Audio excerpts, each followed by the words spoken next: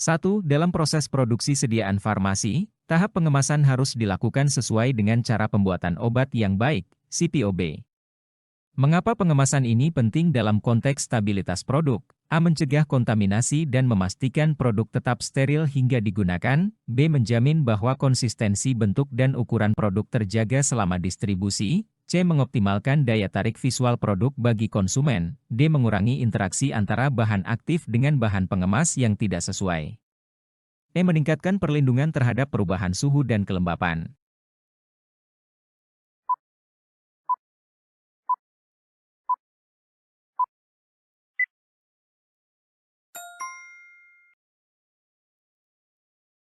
Pengemasan dalam produksi sediaan farmasi sangat penting untuk menjaga stabilitas produk.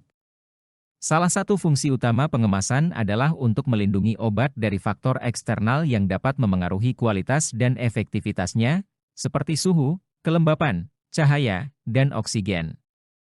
Oleh karena itu, pengemasan yang baik membantu menjaga stabilitas obat agar tetap efektif dan aman digunakan sepanjang umur simpan yang ditentukan.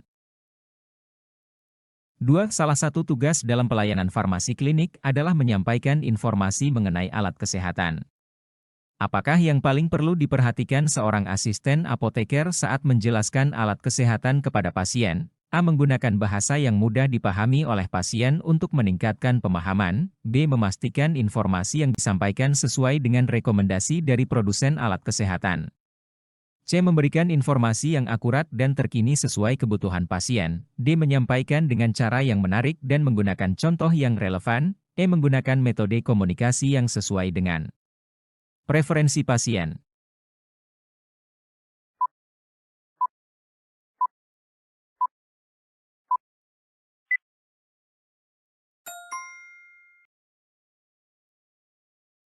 Saat menjelaskan alat kesehatan kepada pasien, yang paling penting adalah memastikan bahwa informasi yang diberikan dapat dipahami dengan baik oleh pasien. Penggunaan bahasa yang mudah dan jelas akan membantu pasien memahami cara penggunaan alat, manfaat, serta risiko yang mungkin terkait dengan alat tersebut. Hal ini sangat penting untuk memastikan bahwa pasien dapat mengikuti instruksi dengan benar dan menggunakan alat kesehatan dengan efektif dan aman. 3. Dalam penyusunan rencana praktik kefarmasian, asisten apoteker harus mempertimbangkan konsep dasar dan mekanisme yang sesuai. Apa alasan utama pentingnya menyusun rencana praktik kefarmasian yang sistematis? A. Memastikan semua tindakan memenuhi standar operasional prosedur. B. Menjamin keselamatan pasien melalui penggunaan sediaan yang tepat. C. Mengoptimalkan efisiensi waktu dan sumber daya dalam pelayanan farmasi. D. Menyediakan pedoman yang jelas bagi seluruh anggota tim farmasi. E. Mempermudah evaluasi hasil dari pelayanan yang telah diberikan.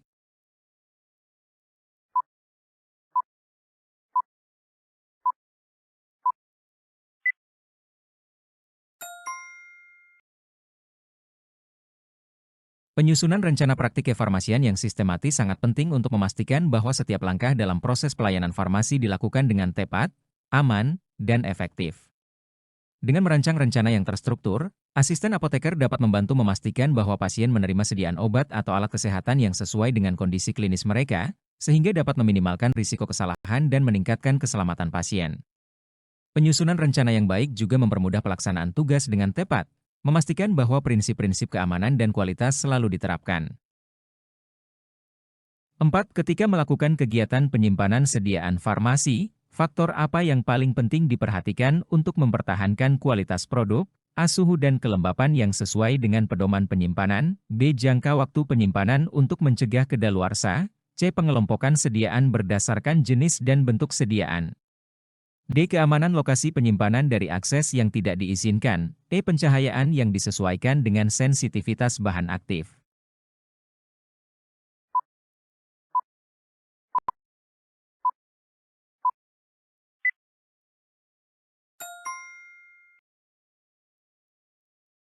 Suhu dan kelembapan adalah faktor kritis dalam mempertahankan kualitas sediaan farmasi.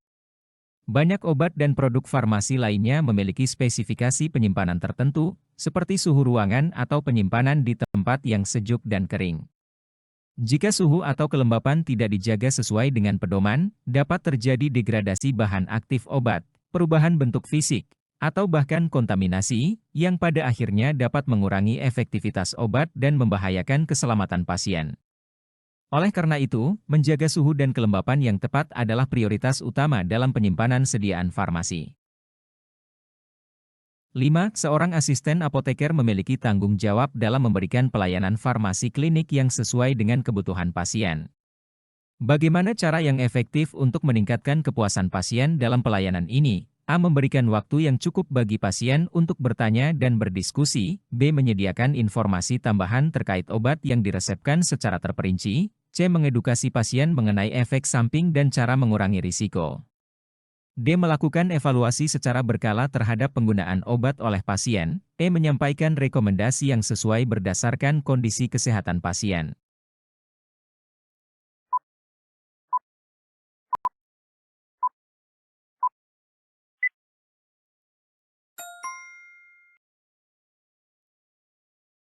Memberikan waktu yang cukup bagi pasien untuk bertanya dan berdiskusi adalah cara yang sangat efektif untuk meningkatkan kepuasan pasien dalam pelayanan farmasi klinik.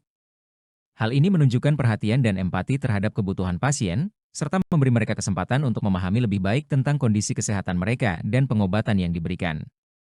Dengan memberikan ruang untuk interaksi, pasien merasa lebih dihargai dan cenderung lebih puas dengan pelayanan yang diterima. 6. Dalam konsep pengelolaan sediaan farmasi dan alat kesehatan, seorang asisten apoteker diharapkan memahami mekanisme pelaksanaan distribusi.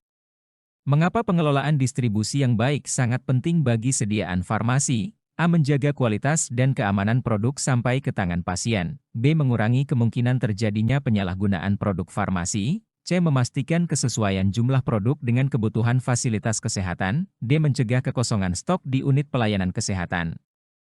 E. Mengoptimalkan penggunaan sumber daya dalam rantai pasok farmasi.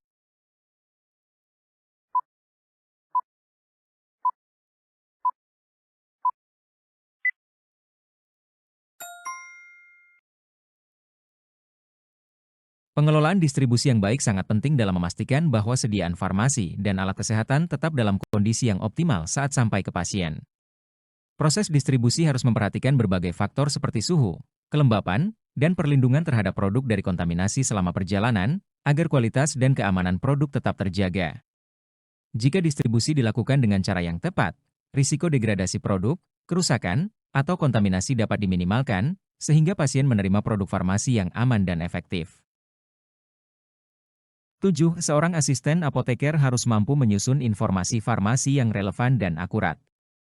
Apa dampak utama dari penyampaian informasi farmasi yang tidak akurat kepada pasien? A. Dapat mengakibatkan ketidaktepatan dalam penggunaan obat oleh pasien. B. Meningkatkan risiko efek samping yang tidak diinginkan. C. Membuat pasien kehilangan kepercayaan pada pelayanan farmasi. D. Memperpanjang waktu penyembuhan dan perawatan pasien. E. Mengganggu efektivitas pengobatan dan meningkatkan biaya kesehatan.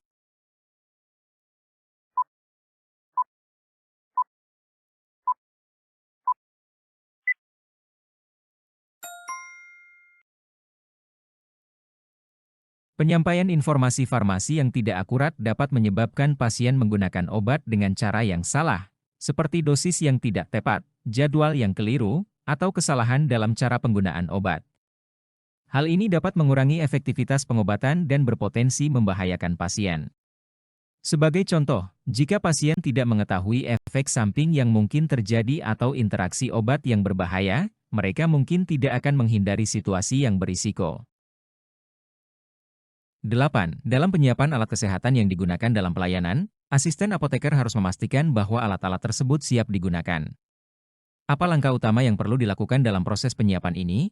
A. Memeriksa kebersihan dan sterilitas alat sebelum digunakan. B. Mengkalibrasi alat sesuai dengan standar yang berlaku. C. Mengidentifikasi kondisi fisik alat untuk memastikan tidak ada kerusakan. D. Menyimpan alat sesuai dengan suhu dan kelembapan yang disarankan.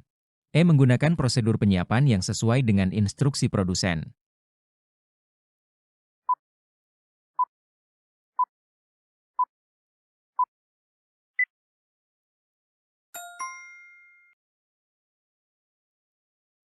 Salah satu langkah utama dalam penyiapan alat kesehatan adalah memastikan bahwa alat tersebut bersih dan steril sebelum digunakan.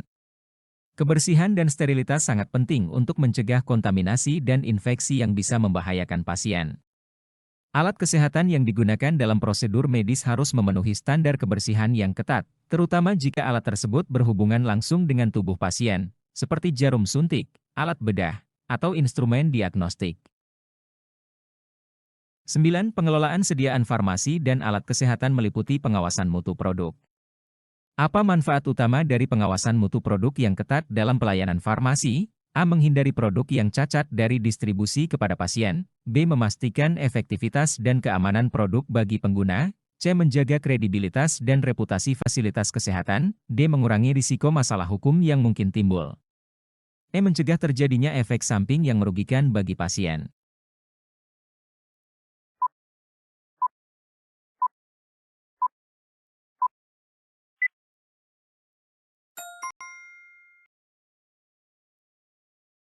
Pengawasan mutu produk yang ketat dalam pelayanan farmasi bertujuan untuk memastikan bahwa semua produk yang diberikan kepada pasien, baik obat maupun alat kesehatan, aman dan efektif untuk digunakan.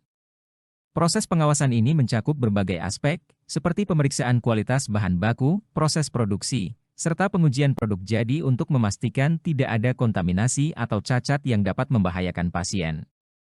Dengan pengawasan mutu yang baik, produk dapat digunakan dengan keyakinan bahwa mereka akan memberikan manfaat yang diharapkan tanpa membahayakan keselamatan pasien. 10. Dalam tata cara pelayanan farmasi klinik, penting bagi asisten apoteker untuk memahami metode komunikasi yang efektif. Apa prinsip utama yang harus diterapkan dalam komunikasi dengan pasien? A. Memberikan informasi yang jelas dan detail sesuai kebutuhan pasien. B. Menggunakan bahasa yang sesuai dengan latar belakang pasien. C. Menjaga sikap empati dan peduli selama berinteraksi. D. Mengedepankan privasi dan kenyamanan pasien. E. Membangun kepercayaan melalui transparansi informasi.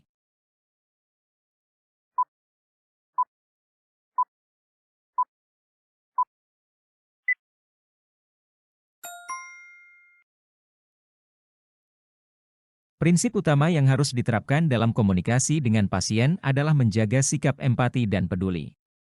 Ketika seorang asisten apoteker berinteraksi dengan pasien, penting untuk menunjukkan perhatian dan pengertian terhadap kebutuhan, kekhawatiran, dan kondisi pasien.